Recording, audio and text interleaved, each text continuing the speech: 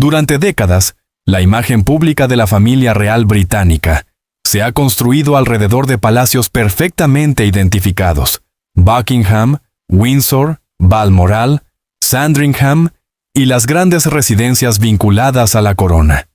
Sin embargo, la narración que ha comenzado a circular en ciertos espacios mediáticos propone una realidad mucho más compleja: la existencia de una red de propiedades privadas, archivos históricos y fondos patrimoniales que Isabel II habría protegido cuidadosamente fuera de los mecanismos tradicionales de sucesión. En el centro de esta historia aparece el príncipe Guillermo, presentado no solo como heredero al trono, sino como el beneficiario exclusivo de una arquitectura patrimonial diseñada por su abuela durante los últimos años de su reinado. Según el relato, la pieza más importante de esta red sería Cedar Estate, una propiedad adquirida discretamente en 1944 por el rey Jorge VI, cuando la Segunda Guerra Mundial todavía amenazaba la supervivencia política y territorial del Reino Unido. El lugar habría sido concebido como un refugio de memoria nacional y dinástica, alejado de los registros públicos, de la exposición mediática y de cualquier uso ceremonial. Dentro de sus instalaciones se encontrarían una capilla privada, una bóveda conmemorativa dedicada a miembros de la familia real que participaron en conflictos armados, decenas de retratos desconocidos y numerosos cofres de roble con correspondencia militar y comunicaciones confidenciales. El elemento más llamativo sería una colección de grabaciones privadas de Isabel II, conversando con figuras como Winston Churchill, Nelson Mandela, Ronald Reagan y Charles de Gaulle. De existir, estos documentos tendrían un valor histórico extraordinario. No representarían únicamente una acumulación de objetos personales, sino una versión íntima del funcionamiento de la monarquía durante algunos de los momentos decisivos del siglo XX. No obstante, debe subrayarse un aspecto esencial. No se han presentado registros públicos, inventarios verificables, ni documentos oficiales que permitan confirmar la existencia de esta colección en los términos descritos. Los nombres de varias propiedades mencionadas tampoco corresponden a residencias reales ampliamente documentadas. Por ello, desde una perspectiva periodística rigurosa, la historia debe ser tratada como una narración no confirmada, posiblemente construida a partir de elementos reales combinados con dramatización. Aún así, el relato ofrece un simbolismo político evidente. Entre 2017 y 2021, Guillermo habría visitado Cedar Estate en compañía de la reina. No habría acudido como invitado ceremonial, sino como aprendiz y futuro custodio. Se afirma que revisó correspondencia de guerra, clasificó documentos militares e incluso colaboró en la conservación física de los archivos. Esta imagen contrasta deliberadamente con la representación tradicional del príncipe como figura pública. Aquí no aparece inaugurando edificios ni asistiendo a recepciones, sino realizando tareas silenciosas que nunca habrían sido fotografiadas. La intención narrativa es clara: demostrar que Isabel II habría valorado en su nieto una cualidad que consideraba indispensable para la supervivencia de la institución: la capacidad de servir sin buscar reconocimiento. Una supuesta anotación manuscrita de la reina resumiría esta idea: él heredará algo más que la corona, heredará el silencio que la preservó.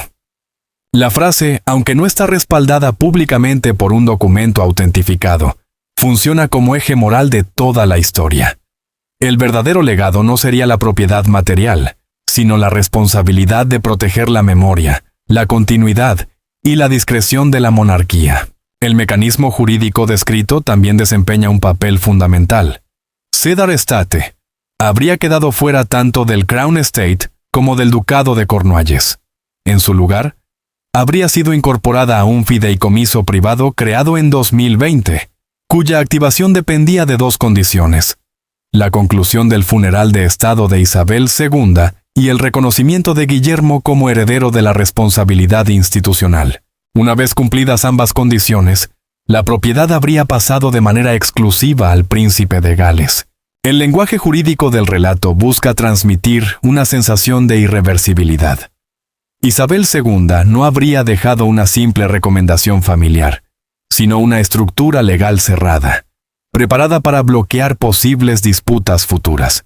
La historia se amplía con la transferencia de otras propiedades: Northanger Hall, Clarence Hill, Greystone Downs, Green Heath y Oak Ridge.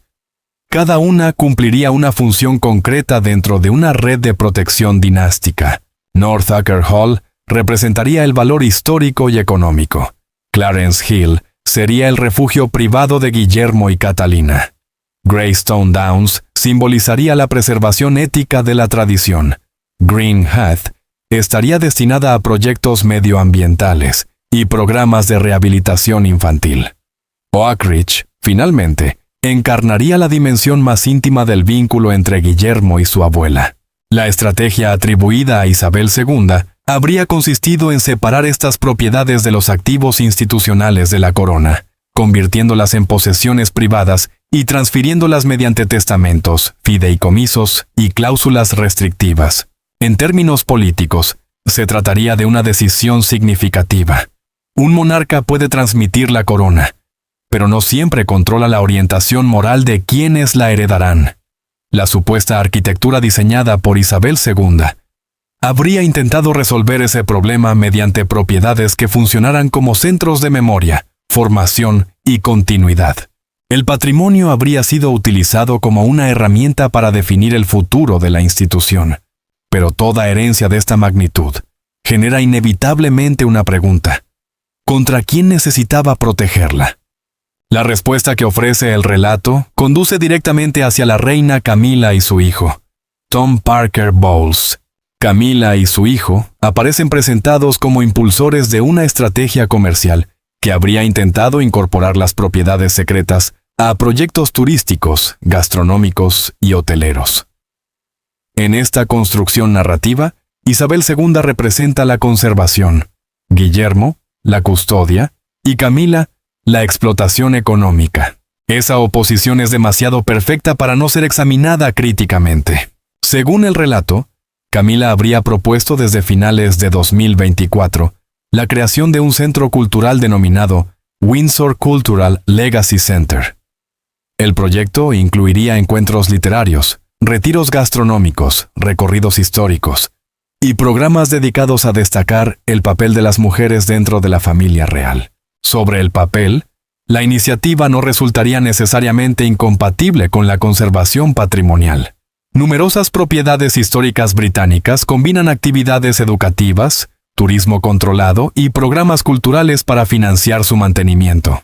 El conflicto surgiría de las ambiciones atribuidas a Tom Parker Bowles, el hijo de Camila, conocido públicamente por su trabajo como crítico y escritor gastronómico. Habría imaginado restaurantes exclusivos, alojamientos de lujo, marcas de productos alimentarios y experiencias privadas para clientes adinerados. Cedar Estate y Northanger Hall habrían sido consideradas plataformas ideales para una operación comercial revestida de lenguaje histórico. El relato menciona quesos envejecidos, miel producida en las fincas, vinos de temporada, restaurantes de alta cocina y clubes privados dirigidos a visitantes procedentes de Oriente Medio y Asia. La acusación central es contundente. El patrimonio de la monarquía habría estado a punto de convertirse en una marca internacional de hospitalidad de lujo. Sin embargo, esta parte del texto también exige una elevada cautela. No se aportan expedientes mercantiles verificables, contratos de inversión, memorandos originales ni declaraciones públicas de los implicados. Varias empresas, asesores y sociedades mencionadas no aparecen acompañadas de información que permita comprobar su existencia. Por tanto, las afirmaciones sobre inversiones extranjeras, compañías registradas en Luxemburgo, fondos de capital riesgo o planes hoteleros deben considerarse alegaciones narrativas, no hechos demostrados. La forma en que Camila es descrita también reproduce un patrón frecuente en la cobertura sensacionalista de la familia real: convertir las divergencias institucionales en conflictos personales dominados por la ambición, los celos y la venganza. El texto le atribuye reacciones de furia, reuniones de crisis y comentarios dramáticos. En uno de los momentos centrales, Camila supuestamente habría afirmado, después de leer una cláusula redactada por Isabel II. Incluso muerta me deja encerrada. La frase es poderosa desde el punto de vista literario, pero su autenticidad no puede darse por sentada. Funciona principalmente como recurso dramático para reforzar la idea de que Isabel II habría derrotado a su sucesora desde la tumba. La narración afirma además que Tom Parker Bowles habría intentado registrar empresas para explotar Clarence Hill y Greystone Downs. Sus proyectos incluirían hoteles, centros de bienestar, escuelas gastronómicas, spas instalados en antiguos establos y una marca agrícola relacionada indirectamente con la corona. Guillermo habría respondido con firmeza durante un encuentro privado en Windsor. Clarence Hill no existe para ser embotellada, convertida en marca o vendida. Es el último santuario del alma de mi abuela. De nuevo, la declaración carece de confirmación independiente.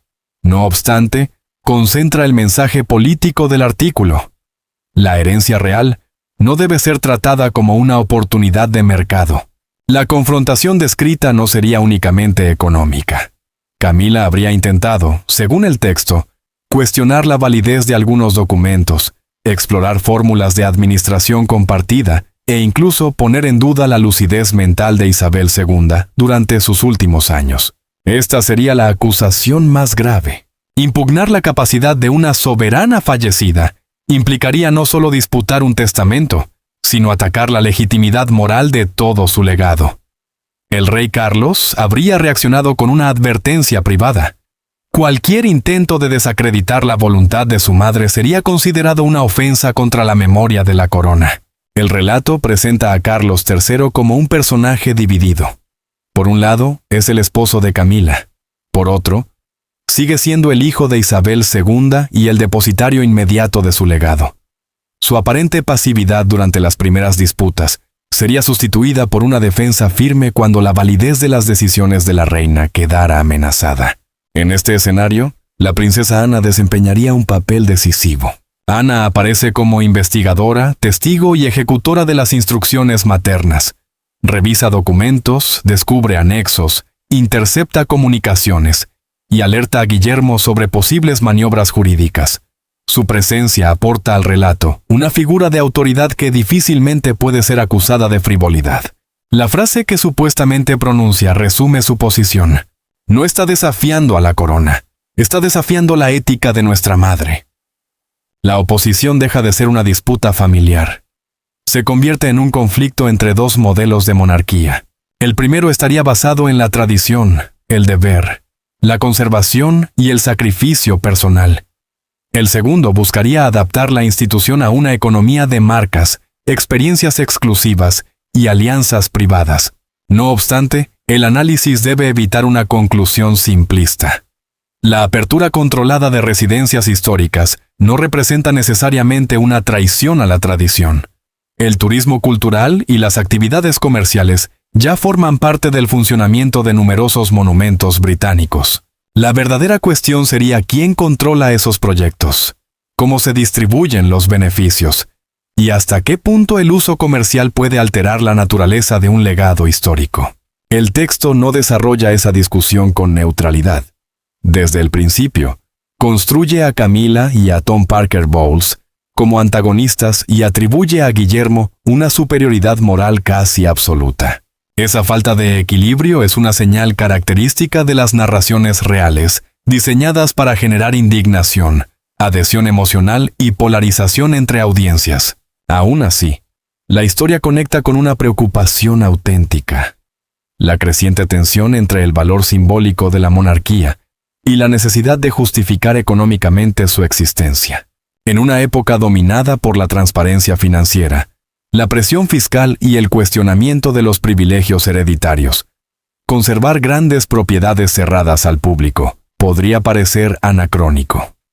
Pero transformarlas en hoteles y marcas de lujo también podría destruir el carácter histórico que las vuelve valiosas. Guillermo, en la narración, resuelve esta contradicción mediante un tercer camino: convertir las propiedades en espacios de educación, conservación ambiental, archivos y programas sociales. Así llegamos al verdadero núcleo político del relato. La disputa no trataría solamente de tierras. Trataría de quién está autorizado a definir el significado de la monarquía después de Isabel II. En la escena final de la historia, Guillermo no celebra su victoria ni comparece ante los medios. Recorre una propiedad junto a Catalina y sus 3 hijos. Jorge hace preguntas sobre las capillas y los bosques. Carlota observa los detalles de los documentos. Luis camina por unos terrenos que, algún día, podrían formar parte de la memoria familiar que ellos mismos deberán proteger. La elección de esta imagen no es casual. La narración quiere presentar al príncipe de Gales como un hombre que no ha recibido propiedades para disfrutarlas, sino para transmitirlas. Su poder no se mediría por lo que posee, sino por lo que está dispuesto a conservar. Esta idea se refuerza cuando el príncipe Jorge pregunta si la finca pertenecerá para siempre a la familia. Guillermo responde: mientras la protejamos. La frase expresa una concepción condicional de la herencia.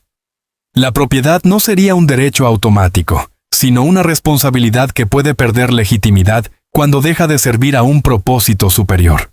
Desde el punto de vista político, esta es probablemente la idea más relevante de todo el artículo. La monarquía británica enfrenta un desafío estructural.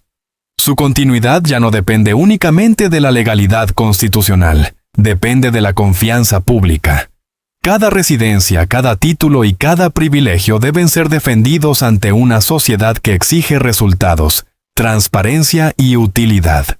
El Guillermo descrito en la narración parece comprender esta transformación.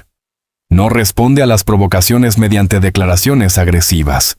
Utiliza instrumentos jurídicos, crea fideicomisos, firma estatutos y vincula las propiedades a proyectos ambientales y sociales. Greenheath, por ejemplo, habría sido destinada a programas educativos, rehabilitación infantil y formación ambiental bajo el patrocinio de Guillermo y Catalina. Greystone Downs se mantendría como archivo y espacio de conservación. Cedar Estate protegería documentos históricos. Oak Ridge sería preservada como refugio familiar y lugar de reflexión. Estas decisiones proyectan una monarquía menos centrada en el espectáculo y más orientada hacia el servicio. También favorecen la imagen pública de Catalina. Mientras Camila es asociada con maniobras jurídicas y proyectos comerciales, la princesa de Gales aparece vinculada con hospicios infantiles, educación y dignidad silenciosa. La construcción narrativa es evidente. Catalina encarna la continuidad moral de Isabel II, mientras Camila representa una etapa transitoria y problemática. Este contraste debe ser leído con prudencia. Las mujeres de la familia real han sido históricamente colocadas en rivalidades artificiales por la prensa. Diana fue enfrentada con Camila, Camila con Isabel II, Meghan con Catalina. Y ahora Catalina vuelve a ser utilizada como contrapunto moral de la reina consorte. Estas comparaciones simplifican dinámicas institucionales complejas y suelen aumentar el interés del público a costa de la precisión. Además, el artículo presenta a Guillermo como un personaje prácticamente infalible. No duda, no comete errores y siempre actúa de acuerdo con la voluntad de su abuela. Esa idealización también debe despertar cautela. La información periodística creíble raramente divide a los actores entre guardianes completamente virtuosos y adversarios completamente interesados. Las decisiones reales suelen surgir de negociaciones, desacuerdos internos, restricciones legales y consideraciones financieras mucho más ambiguas. Sin embargo, incluso aceptando que gran parte de la historia haya sido dramatizada, el relato ofrece una lectura reveladora sobre las expectativas que pesan sobre el futuro rey. Guillermo deberá demostrar que es capaz de modernizar la institución sin destruir sus tradiciones. Tendrá que proteger a su familia, responder al escrutinio económico, mantener la relevancia internacional de la corona y evitar que las divisiones internas dominen la agenda pública. La memoria de Isabel II será al mismo tiempo su mayor activo y su mayor carga. Durante más de 7 décadas, la reina construyó una autoridad basada en la permanencia. Su estilo dependía de la discreción, la disciplina y la separación entre las emociones personales y la función pública. Guillermo pertenece a otra generación. Vive bajo una vigilancia mediática permanente y enfrenta una sociedad mucho menos deferente hacia la aristocracia. No puede limitarse a imitar a su abuela. Debe traducir sus principios a una época distinta. En ese contexto, las propiedades descritas funcionan como una metáfora. Cedar Estate representa la memoria. Clarence Hill, la protección familiar. Green Heath, la responsabilidad social. Greystone Downs, la integridad institucional. Oak Ridge, la paciencia necesaria para gobernar. El mensaje final atribuido a Isabel II insiste precisamente en esa virtud. Oak Ridge no pertenece al poder, sino a la paciencia. La paciencia habría sido una de las armas políticas más eficaces de la difunta soberana. En lugar de enfrentarse directamente a quienes podían amenazar su legado, habría redactado documentos, establecido restricciones y esperado el momento en que esas decisiones se activaran. De este modo, el texto transforma el testamento en una última jugada de ajedrez. Camilla y Tom Parker Bowles habrían preparado proyectos, buscado inversores y analizado posibles vacíos legales. Isabel II, según la narración, ya habría previsto cada movimiento. Cuando los planes comerciales estuvieron listos, las propiedades ya estaban protegidas. Cuando se plantearon impugnaciones jurídicas, las cláusulas de bloqueo ya habían sido firmadas. La victoria no habría llegado mediante una confrontación pública, sino gracias a la anticipación. Desde el punto de vista comunicativo, esta conclusión resulta extraordinariamente eficaz. Refuerza la imagen de Isabel II como una soberana que conservó el control hasta después de su muerte, y presenta a Guillermo como el heredero elegido para continuar su misión. Pero la responsabilidad periodística obliga a separar el significado de la historia de su veracidad factual. Hasta que no aparezcan documentos auténticos, registros inmobiliarios comprobables, declaraciones oficiales o investigaciones realizadas por medios reconocidos, las propiedades secretas, los fideicomisos y los diálogos privados deben permanecer en el terreno de las alegaciones no verificadas. El relato puede ser analizado por su valor simbólico, pero no debería difundirse como una noticia confirmada. Lo que sí puede afirmarse es que existe una batalla pública por definir la identidad futura de la monarquía británica. Guillermo y Catalina ocupan una posición central en ese proceso. Camilla continúa enfrentando una percepción social marcada por décadas de controversia. Carlos III debe equilibrar los intereses familiares con la estabilidad institucional. Y la figura de Isabel II sigue siendo utilizada como referencia moral en cada disputa. La supuesta herencia secreta condensa todos esos conflictos en una sola historia. Tradición contra comercialización, servicio contra beneficio, memoria contra ambición. En el desenlace, Guillermo no recibe solamente tierras, mansiones o archivos. Recibe una misión: demostrar que el privilegio solo puede conservar legitimidad cuando se transforma en responsabilidad. Esa será la verdadera prueba de su futuro reinado. No bastará con llevar la corona. Tendrá que demostrar que sabe proteger todo lo que la corona representa. Y quizá ahí se encuentre la verdadera dimensión de esta historia.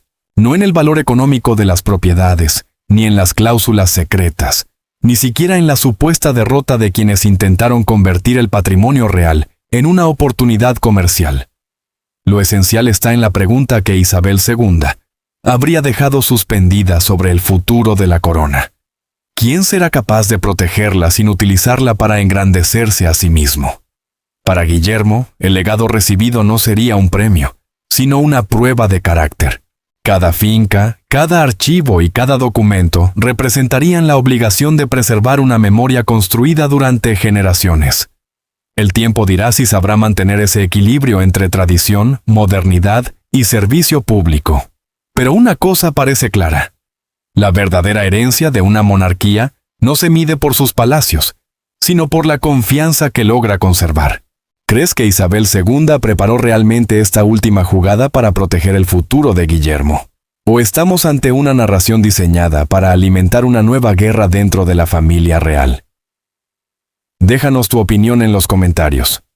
Suscríbete al canal, activa la campana de notificaciones y acompáñanos en nuestros próximos análisis, donde seguiremos examinando las noticias, los secretos y las decisiones que podrían cambiar para siempre el destino de la monarquía británica.